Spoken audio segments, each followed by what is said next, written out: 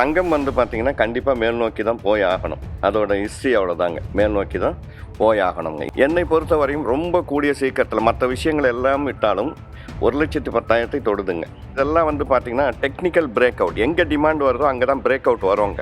அது வரைக்கும் தான் சார் சொன்ன மாதிரி அந்த கன்சாலிடேட்லாம் நடக்குங்க. நாளைக்கு 1000 ரூபாய் இறங்கின உடனே இன்னும் குறையாத நீங்கள் 1000 ரூபாய் இறங்கிச்சின்னு கேட்கணும். இறக்கமே ஏற்றத்துக்கு தான்ன்றது முதல் வந்து புரிஞ்சுக்கணுங்க. தங்கம் வந்து பாதி விலைக்கு வராதுங்க. ஆனால் ஸ்டாக் மார்க்கெட்டில் நீங்கள் சரியான ஸ்டாக்கை செலக்ட் பண்ணலன்னா 0 கூட ஆகுங்க. இதுக்கும் அதுக்கும் இருக்கிற வித்தியாசமாக தாங்க.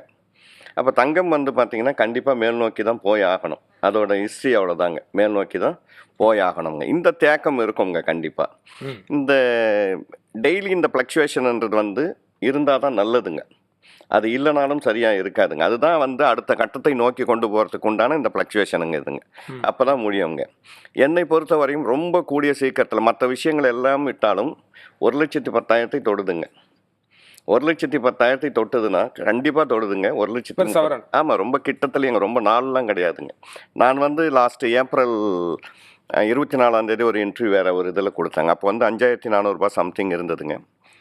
அப்போ நான் வந்து சொன்னேன் 9,000 வந்து கண்டிப்பாக டச் ஆகுதுன்ட்டுங்க. ஒரு வருஷத்தில் 9,000 டச் ஆகிருக்குங்க. பட் அதே மாதிரி இன்னொரு 9,000 ஒரு வருஷத்தில் டச் ஆகாதுங்க. இப்போ நியரஸ்ட் டார்கெட், ஏன்னா இதெல்லாம் வந்து பார்த்தீங்கன்னா டெக்னிக்கல் பிரேக் அவுட். எங்கே டிமாண்ட் வருதோ அங்கே தான் பிரேக் அவுட் வருவாங்க. அது வரைக்கும் தான் சார் சொன்ன மாதிரி அந்த கன்சாலிடேட்லாம் நடக்குங்க. இப்போ நியர் இந்த ஐயை கட் பண்ணுற ஏரியாவில் தான் நிற்குதுங்க. பெருசாக ஒன்றும் கீழே வரத்துக்கு வாய்ப்புகள் கிடையாதுங்க. இப்போ அது பிரேக் ஆகணும்னு நெக்ஸ்ட் போய் நிற்க போகிற இடம் வந்து 1,10,000 தாங்க. அதை தாண்டிட்டா 1,30,000ங்க. இப்போது இந்த மாதிரி தங்கம் மேல் நோக்கி போயிட்டே இருக்கும்போது என்னென்னா, நிறைய பேருக்கு தங்கம் மேலே போதே நம்மளால் வாங்க முடியுமான்ற ஒரு ஏக்கம் வந்துக்கிட்டே இருக்குங்க.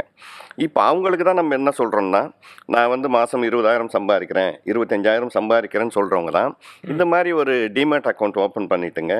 கோல்டு பீஸ், சில்வரும் வந்து ஒரு நல்ல முதலீடுங்க. சில்வரையும் கண்டிப்பாக வாங்கி வைக்கணுங்க. அப்போது கோல்டு பீஸுங்க, இந்த மாதம் எங்கிட்ட ஒரு 100 ரூபாய் கிடச்சிருக்குங்க, ஒரு பீஸ் வாங்குங்க.